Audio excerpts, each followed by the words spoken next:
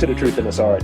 I am your host, Rob Lee, and today I have the distinct privilege of being in conversation with an award-winning cartoonist and writer for the New Yorker magazine, and as a contributor to the New York Times, Washington Post, Medium, CNN, and CBS News. Also the author of, more than a dozen books for adults and children. Please welcome Liza Donnelly. Welcome to the podcast. Hey, thank you, Rob. Great to be here. Thank you for coming on. And this is kind of like, I feel like I'm moving up. I use the sort of video game comparison. It's like, all right, I went from easy. Now let's go to hard. Let's go to that next level in a certain degree of like the background and the pedigree of the guests that I'm having on. So this is truly a pleasure. Oh, well, you're embarrassing me. I just put one foot in front of the other. I put my pants on like everybody else. I just wanted to be a cartoonist when I was little. So I am. So that's what made me happy.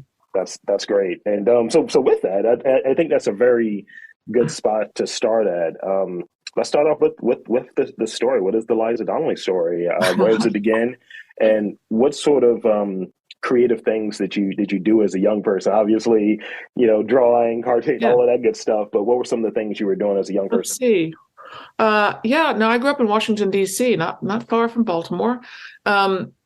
And I was a really shy little girl, and I'm not sure why, whether it's innate or maybe had to do with the fact my older sister was somewhat of a terror. So my job in the family was to be, nobody ever told me this. I had great parents, but I assumed I was supposed to be quiet because my sister was not. And I really liked drawing.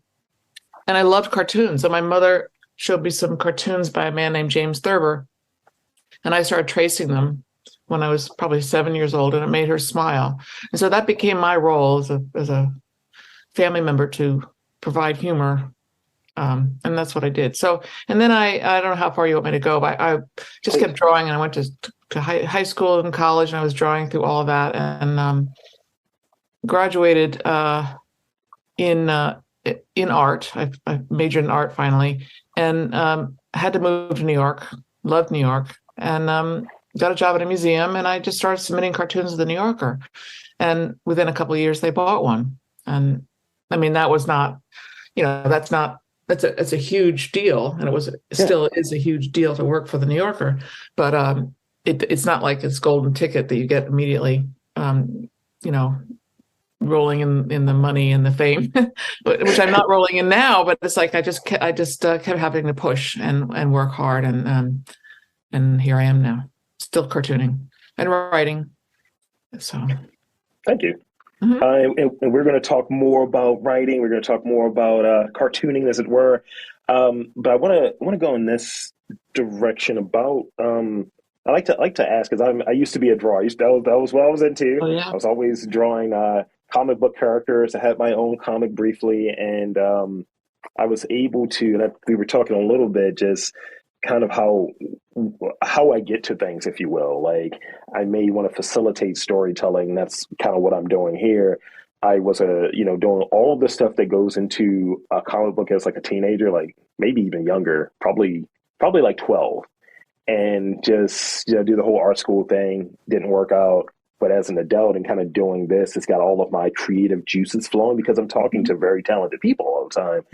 And I have a cat lawyer comic. I'm just going to say that. That's just what it is. I have a cat lawyer comic, and one of the guests that I interviewed recently, she was like, "I remember your comic. So when is the next issue coming out?" I was like, "Oh, she's holding me to my work schedule." I was like, "I love it. I love it."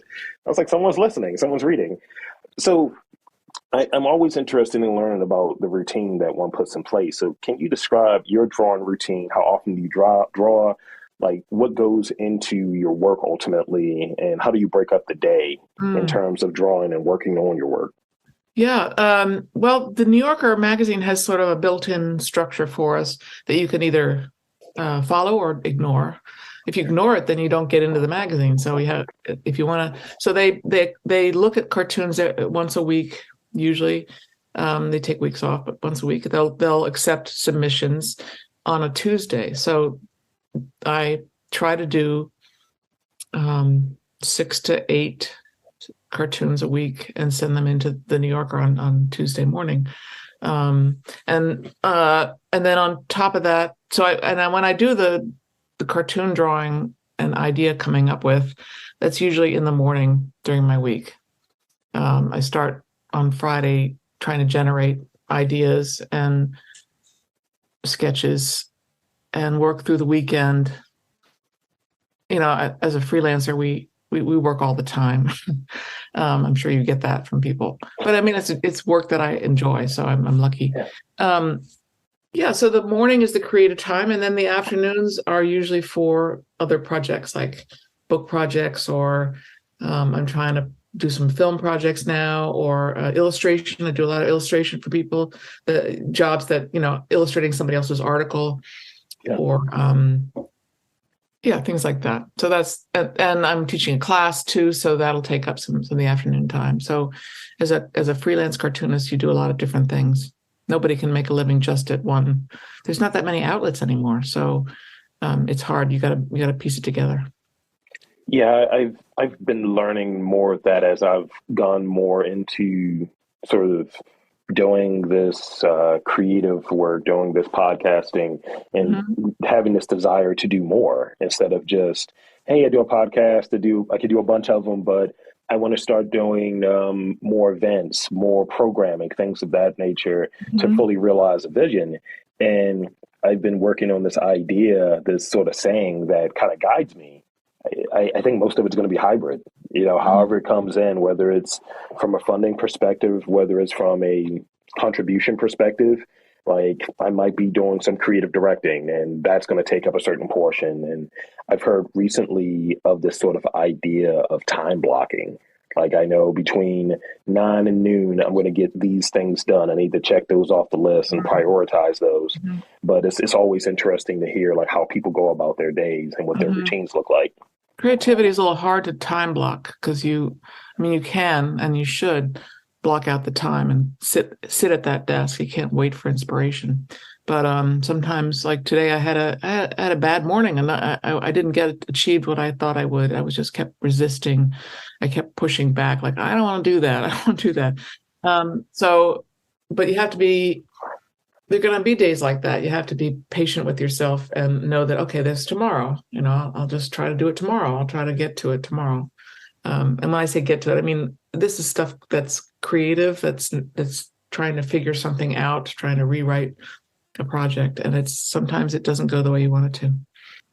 Yeah. That's Yeah. I try to not cancel things or postpone, and I just didn't have it yesterday, and I had 2 scheduled. I was like, those will be happening next week. I don't have it, and kind of being kind to myself, because usually if I skip something, I'm like, oh, I'm going to be behind, and I could have just did it, and I was like, yeah, but I wouldn't have gone into it, and it wouldn't have been. I would have known it wouldn't have been the best thing that I could have done. So it's just like, yeah, that's true. Yeah. So speaking of podcasts, I just want to say, the way you're branching out, I've been hearing that podcasts lead to streaming shows. So maybe you have a show in your podcast. Have you heard that? I have heard that. I mean, look, it's okay. Some opportunities here. Yeah. Some people say face for radio. I say face for podcast. I'm here for it. But yeah, I've even thrown out there this idea of, and I want to talk with more folks in like theater and the theatrical arts, because everything that's old is new again. And I have gotten a lot of joy recently out of listening to the old radio dramas of the Twilight Zone. And I'm like, these are back in this way. And I remember like watching the show, but diving back to it in this sort of format, I was like, why aren't more plays done that way? Especially, with the pandemic and all, and that experience has changed considerably. And I think like there's an avenue for it, and something that's calling me to at least consult in that kind of context. Yeah. Say, hey, you have the lines, you're the actor. Let's see if we can make something happen here. Yeah, interesting. I like, so most of what I'm doing it's digital. I have my MacBook, branding. I see your Mac in the background. And I have my digital stuff, but I always keep some sort of like analog component to it. I Oh, do you? always have a notepad with me. I always have a pen with me. Just I'm walking. I like to do a walking practice. It's a little cold now, but I like to do a walking practice Hmm. to kind of jot down ideas and observations, and ultimately they turn into questions or just something to enrich a conversation. Talk about, if you will, sort of like how that analog to digital loop kind of works within your work, whether it's in Mm. the cartoon side of things, whether it's in the writing side of things, but how, because it would imagine that most like animating, most illustration, most drawing is digital now, but there still Hmm. has to be an analog component. So how does that work for you? That's a great question. It's a mixture, although it's more digital now than ever before. So I like to use my iPad for sketches. For my weekly cartoons, I'll do the sketches on my iPad and send them in that way, um, to the editor. But then if the New Yorker buys one, um, I will do it on paper, real paper, just because I've always done it that way for the New Yorker. I'm except for one time when I broke my right arm. I couldn't draw with my right hand, so I did a finished drawing with my left hand, which made it really interesting. It made a different feel to the drawing because I'm not ambidextrous, but I learned how to, on the iPad, I learned how to draw. With an iPad, you make a mark and then you can immediately erase it with a push of the button, and then make another mark until you get it just the way you want it. But the drawing with my left hand was much more loose than usual, and I liked it. So that was the only one time that I did a finished drawing for the New Yorker on the iPad. But so I use pen. I use an old-fashioned crow quill pen and regular paper, and ink, ink in a bottle for those finished drawings. But most of my other creative efforts are on the computer, either on the iPad. Sketching, I use a program called Paper, which is owned by WeTransfer, and I've done some animation on the iPad, and I also like Procreate a little bit. I'm learning more about Procreate, and all my writing is on the computer. Of course, I don't. Do I? I used to I used to carry a sketchbook around with me, but I don't anymore, which is kind of sad. If I have an idea or a seed of an idea, I'll use my phone to make a note. Yeah. So I have sketchbooks, and sometimes I'll bring them with me, just thinking I gotta keep drawing in a sketchbook, um, if only for when I die, somebody will have a record of what I've done in a nice sketchbook. But yeah, so it's a mixture. Yeah, To, I like that. Definitely. I have the mixture, and I find that on occasion I go back and I'm sketching sometimes in the margins of my notes. oh, And I'm really? like, Uh-huh. I was like, why did I draw this? This has nothing to do with this question. But yeah, it's kind of fun to, because I have these. I like to have the smaller notepads, just something I can pop right into my breast pocket. Exactly. Yeah. And I remember at a point, I like these really, I like these gel pens. Like I always use black ink, Hmm. and I remember keeping them in there too much, and I just take my pants off, put them in the washing machine, to wash them. I was like, I did not take that pen out. I was like, I ruined several pairs of pants. This is terrible.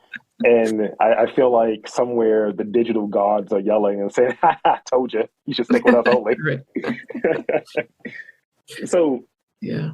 going back a bit, so the point that you decided to like professionally pursue writing, cartoon work, illustration, what astonished you about writing and illustration, and kind of what disappointed you? It may not be the actual act, because I think we get a lot of joy out of what the act is, but some of the stuff that goes around it, like I've been hearing more and more, I need to hire an assistant. I need to hire a manager. I'm doing most of this sort of stuff on my own. Hmm. And part of it I like, but also it doesn't free me up.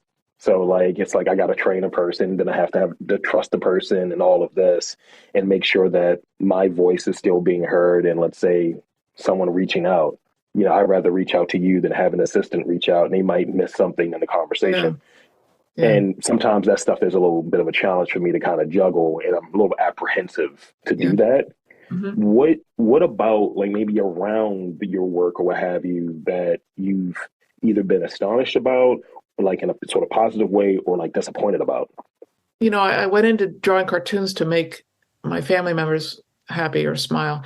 And I've been astonished with how it's particularly with social media, the internet, when I started working in that world, how many people I have been able to make happy. And that's astonishingly wonderful.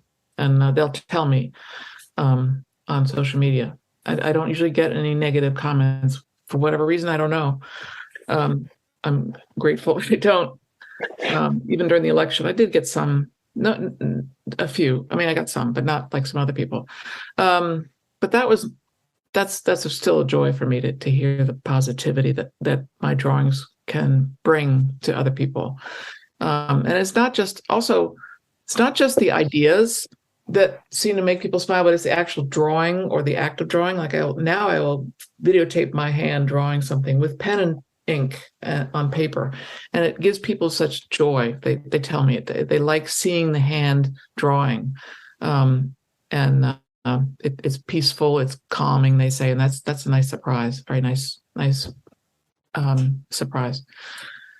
Negative, well, how hard it is. It's just really difficult to keep the creative my creative ideas fresh. That's really hard. And I don't know, I think it was hard when I started out, but it's still hard. And trying to adjust to new technologies and new realities in the print world and the publishing world, that's been fun. And I'm like you, I like to try a lot of different things. I want to keep reinventing myself, keeping my voice as best I can, my drawing voice, my thinking voice consistent if I can, but also trying new technologies. And that's been challenging but fun. But yeah, so the negative is mostly just how hard it is to maintain the ideas that are of interest to other people. I mean, I could do abstract paintings and just please myself for weeks on end, but that I because I'm a cartoonist, I like being connected to the world, and that's part of the job. That's the challenge, is learning how to keep connected to people out there. Yeah. In doing this and starting off with that sort of first season, if you will, and then going into season 8, or in season 8, and as I look back at that first season, it was only 20 podcasts. And season 7 was over 120 podcasts, Wow. in the isolated season. And, trying to, during that time, like find like really what am I trying to do here? Is this purely for me? Is it for a combination of me and whoever's checking it out? Maybe they get something from a person's process that maybe they can nip, maybe they can, learn something from. Is it to entertain? Mm-hmm. What is Exactly. it? And I Mm-hmm. think it's multiple things there. And, I may get something out of a conversation with you that someone else is like, oh, that's cool. But then they Mm-hmm. may hear something from you later that really resonates with them from a writing standpoint or from an illustration standpoint that Mm-hmm. really clicks. And, that's the thing that I'm kind of like understanding and getting. But early on, I didn't know that. I was just like, I want to do this, damn it. This is going to happen. and, and one of the things you said earlier, and I saw the watching the hand draw, like seeing that people love, and I read this in Austin Kleon's book. People love seeing like the process, seeing Mm-hmm. when you're doing it and sharing what pieces of what you're doing. When I move into, as I was mentioning about having an assistant, having people kind of capture, part of the interview and posting that, and then you'll see it later. Like, oh wow, this is some behind the scenes stuff. Yeah. People really kind of get that, and it's like work is being done. Work is always being done, Mm-hmm. and it is soothing. I saw a few of the videos or a lot. It is. I was like, Mm-hmm. okay, that's a hand Yeah. moving right there. I like this. Also, it's the yeah. No, particularly because we're so into technology now. We're all so connected. We're all in our phones all the time. I think seeing the actual hand drawing, or I'll do when I'm doing this live drawing stuff that I do, which I think you mentioned in my bio, where I go to an event and live draw what I'm seeing on my iPad, and then tweet it out immediately and use some comments. I comment sometimes sarcastically or humorously, but often just not, just being there and reporting visually. And other people like to follow that because they can be there with me. And so they're seeing the event through my eyes, but they feel like they're there. And I'm behind the scenes. Like I've been to the Oscars, I've been to the Democratic National Convention, things like that, which I find fascinating. And I'll draw the speakers, but I also go behind the scenes and draw the people painting the Oscar statues or taking out the trash at the DNC or whatever. And it's a connection with, it's another, I mean, I started this world of cartooning as connecting with other people, and I'm still doing that, but in different ways than when I was 7. So Right. it's all about communication, right? It's all about connecting with other people. Yeah, and I think in doing this live drawing makes it a more of an immersive experience for those who are following it and then seeing it in this sort of different perspective. And I had this period where I go down the rabbit hole. I'm not going to lie. I go down the rabbit hole whenever I see something. So it might be something on television. That's like a literal documentary, and then there may be an accompanying sort of fictional product that comes out. And then I'm in the Wikipedia. I'm looking up oral histories. It's like I need to get the full thing, the scope. Outside of being there next to the person who lived it, I need to get that scope so I can understand the situation. And I think it's something about being able to capture it maybe in that way. I like this idea of people watching something and live tweeting it. I know a lot of that was happening. I know that Leslie Jordan was doing some of that, RIP, and it's really funny. It's really fun too. Yeah. So I want to talk about writing a bit. So this term I was reading, digital virtual journalism. Let's talk about that a little bit. So in about 7 years ago, somebody gave me an iPad as a gift, and I started playing around with it. And I was watching the State of the Union address. It was Obama, I think. And is that right? My dates might be off, but I always like watching shows like that. I'm a political junkie, so I started tweeting. I realized I could tweet these things out immediately, and they're very quick, easy, loose drawings, and it caught on. I found that people really kind of liked it because nothing was happening like that on Twitter yet. There were a lot of photographs and some cartoons, but nothing that was this quick and this reactive. So I just started doing it more and more for myself of events that I knew a lot of us were watching at the same time in the country and then the world, like the Grammys, the Oscars, the Tonys, the award shows. And then people started paying me for it. This is right up to the pandemic. I was working for CBS News and a little bit for the New Yorker and doing that kind of thing. And it was, live drawing has been around for centuries. Artists go in the street and draw what they see. So that's not new, but the digital part of it is something that I think I sort of innovated because I do it quickly. I didn't know I could do it until I did it. Talk about trying new things all the time. I realized that, I do draw people. I've drawn celebrities, but they don't, so I'm not a caricaturist, but it's an impression of a celebrity. It's somebody that, you might be able to recognize from my drawing who that is, but it's not that necessary.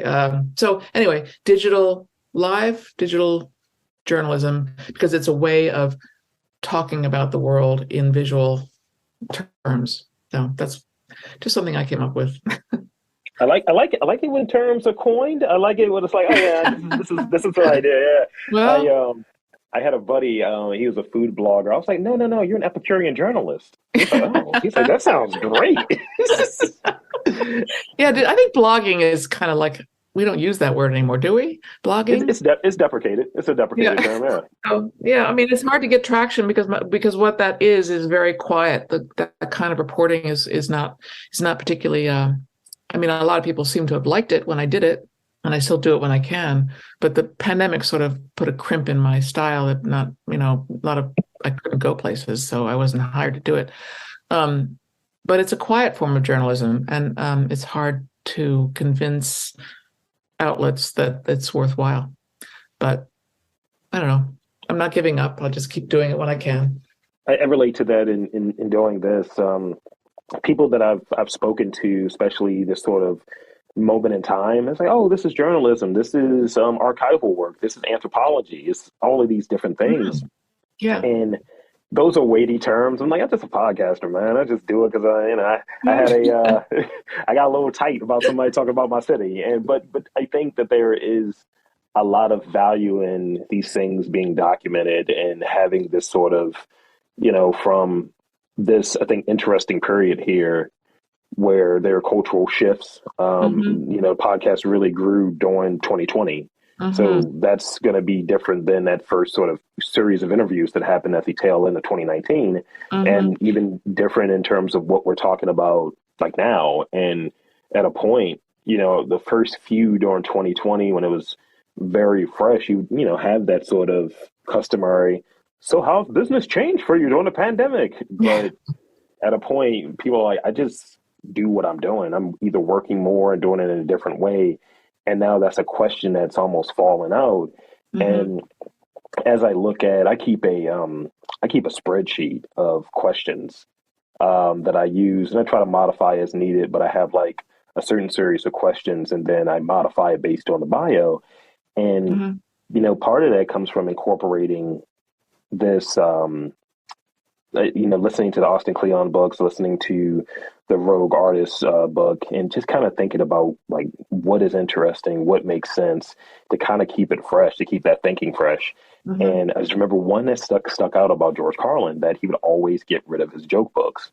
Once he's like done, this is what I'm doing for this series. These are the bits for this year or what have you.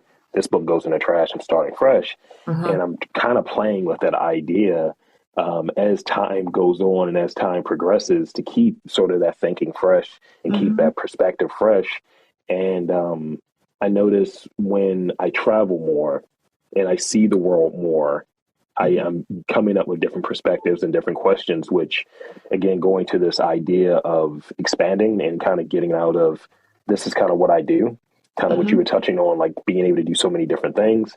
I think talking Hmm. to more people from different locations gives you a different perspective and different references. Like if you're saying, "Oh, I was, inspired by these people," I had no idea. Tell me Yeah. more.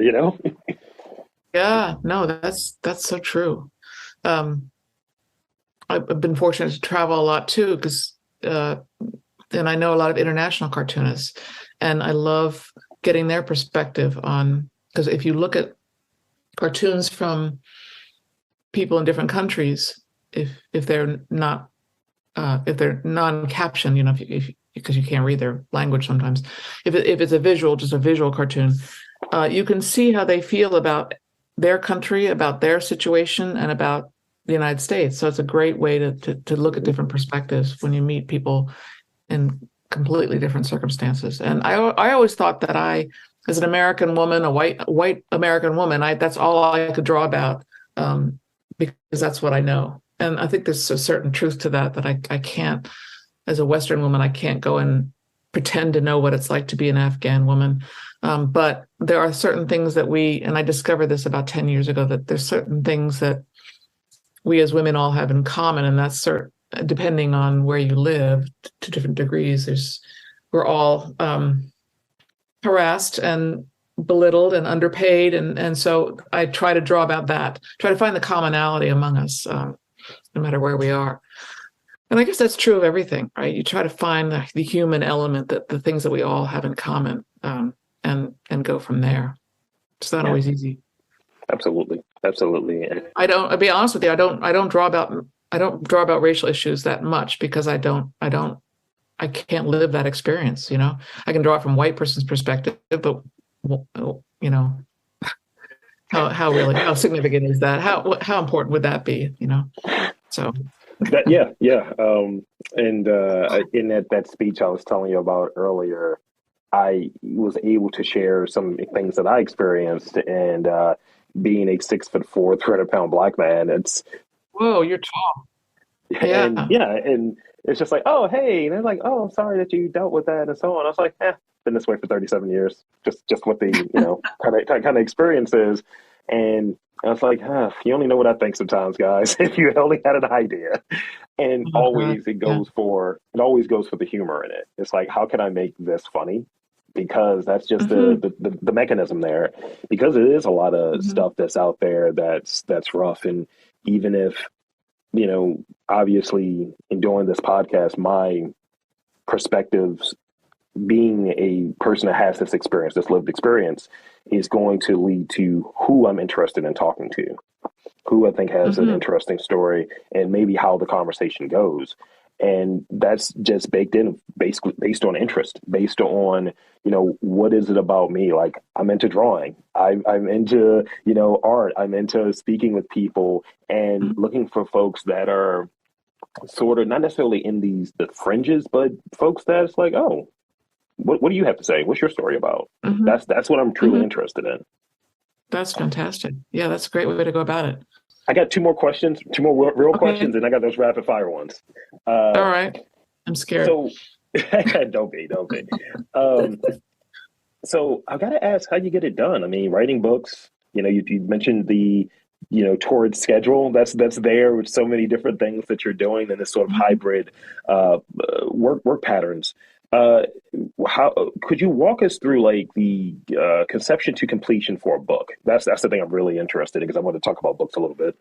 You come up with an idea, and I'm hesitating because it's changed in the last 5, 8 years. It's not as easy to publish now, even for me. Even though I've had 18 books published of different kinds, and it's still hard to get one published. But you come up with an idea, and you sort of flesh it out on a Word document, and then I would talk to my agent, and see if send the document to him and see if he thought there was anything there, and if he did, then we'd work on a proposal together. So and that would often include, because I'm a cartoonist, it would include a lot of drawings and written materials and things that explain the book and also explain why this book now, and what the competition is. So Yeah. there's a whole format to proposals, and they can be pretty long. I did a proposal. The last one I wrote was for a project, and I had to write out each, like a summary of each chapter. The book didn't sell, so it's been shelved, and I'm reworking it now. But that's basically it. It's a process, working with an agent, trying to get a package to convince the publishers. Look at this. Look how much this will Yeah. sell. It's a business. No, that helps. That, like, the light bulb went off in my head. I was like, this reminds me of something I've done, and pitching like MOUs and things of that nature. This is why I think we should do this. This is what the impact is going to be. This is Mm-hmm. what we can probably make off of it. All of that different stuff, and yeah, I've Mm-hmm. that's the first time I've actually got that sort of insight. So thank you. You're welcome. Let's talk about lastly here. Let's talk about Very Funny Ladies, the New Yorker's Mm, women cartoonists. Let's talk about that a little bit. yeah. And if you will, could you describe like that feeling of having your book be a respected resource for historians? That's big. Oh, thanks. That was a thrill. So in 2005, or before that, I always knew there were not as many women drawing cartoons. I just knew that growing up, and didn't occur to me that was something I needed to pay attention to. I just wanted to be a cartoonist, and I did. I became a cartoonist. But then around the turn of the century, I started to look into it more, and did some research at the New Yorker archives. I wanted to know who the women that came before me at the New Yorker were, and I found there were women there in 1925, believe it or not, Wow.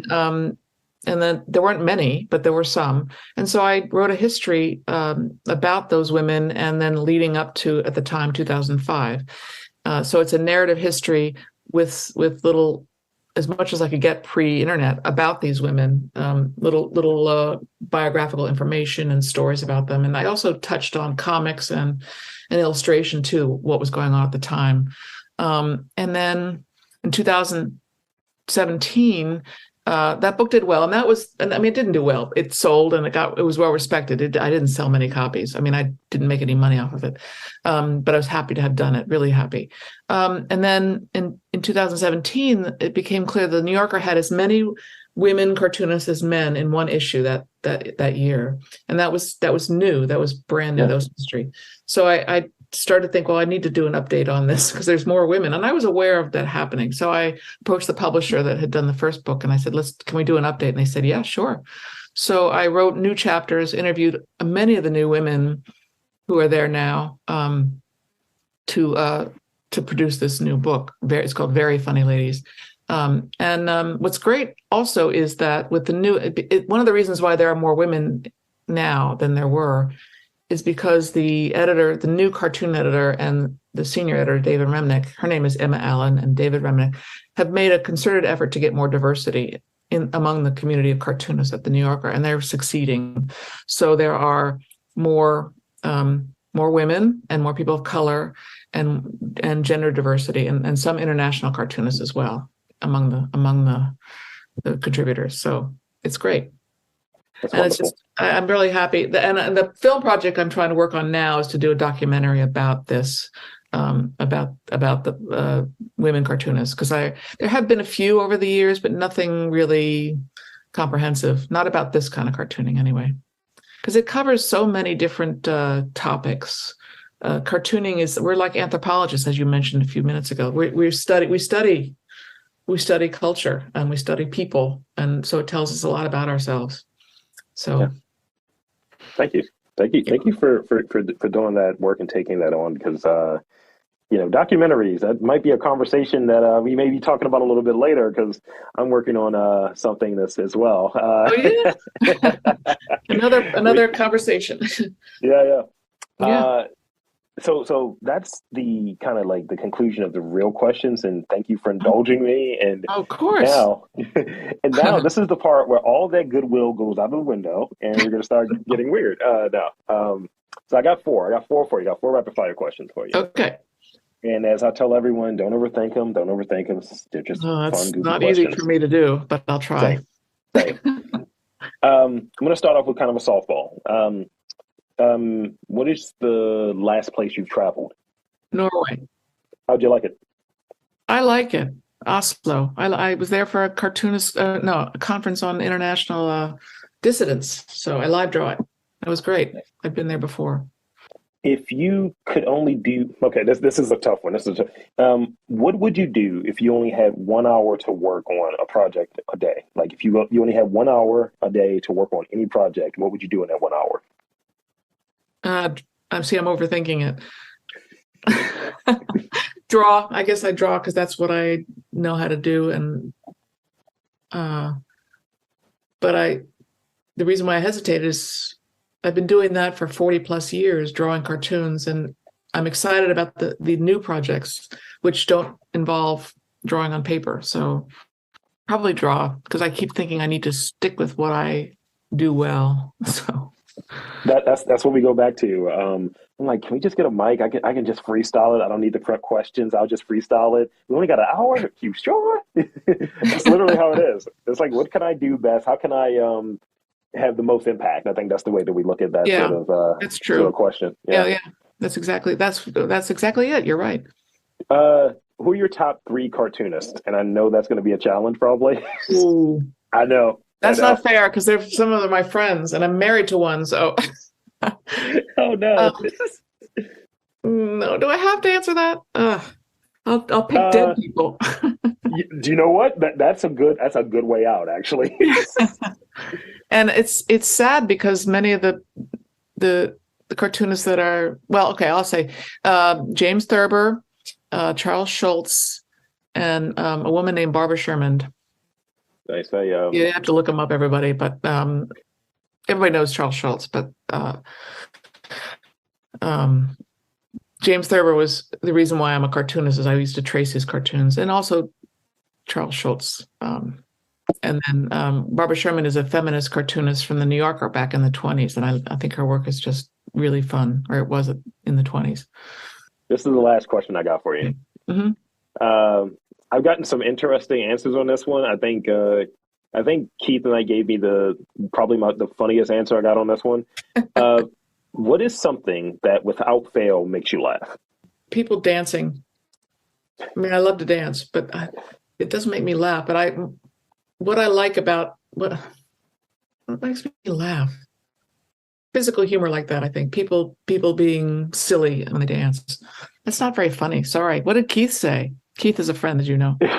Yes, it was something very ridiculous. It was about an airplane situation that was very, very ridiculous. As a person that's been caught dancing in grocery stores a lot to the music, and like as I described my dimensions earlier, it's hard to miss me. And it feels like it's always this one woman that's there. It's a different woman. I know it's a different woman each time. She's like, I saw you a little dance. It was really funny. And I was like, how'd you see me? I was in the international food aisle buying hot sauce. And she's like, I can see it every time. She's like, you're always getting down. It's like, look. I think that's why I like TikTok so much, is I just love watching people be uninhibited and dance, and have, and it doesn't always make me laugh, but it can make me laugh. But yeah.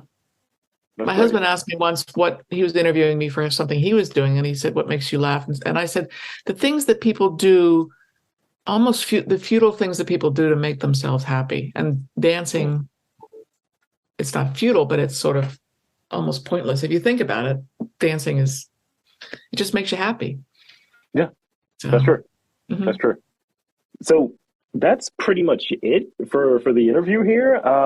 But I want to do two things. I want to thank you for coming on to this podcast and spending your afternoon with me. And two, I want to invite and encourage you to tell folks where they can check you out, website, social media, all Okay. that good stuff. The floor is yours. Okay. Wow. Thank you. Thank you for having me. This has been fun. I enjoyed talking. Thank you. I hope it was interesting to people. So on Twitter and Instagram, and I'm at Liza Donnelly, which is spelled like my name. And I'd love people to check out my podcast, my newsletter on Substack. So it's called Seeing Things, but I think if you Google me on Substack, you'll find it. It's what is the URL? It's Substack dot. I have it here. LizaDonnelly.substack.com, and I post there every weekday. Oh, on my website. Sorry, on my website, LizaDonnelly.com. Sorry, yeah. LizaDonnelly.com. LizaDonnelly.com. Mm-hmm. So there you have it, folks. I want to again thank Liza Donnelly for coming on to the podcast and chopping it up with me. This has been a lot of fun, and I'm Rob Lee, saying that there's art in and around your neck of the woods. You just got to look for it.